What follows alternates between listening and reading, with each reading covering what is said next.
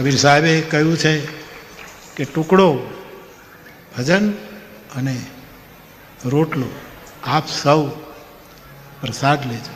કબીર સાહેબનો આ ટુકડો છે.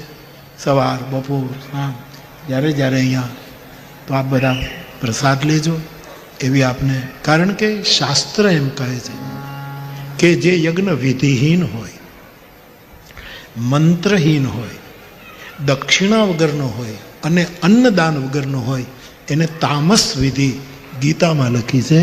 અન્નને બહુ સ્થાન આપ. ઘણા લોકો એમ કહે છે કે આટલા બધાને જમાડવાની શું જરૂર છે?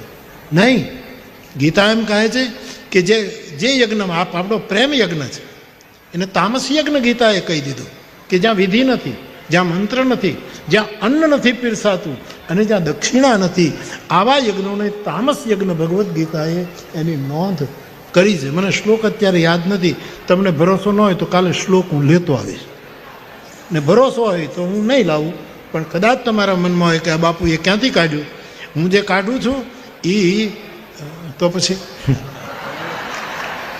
તો અન્ન વગરનો યજ્ઞ અધૂરો.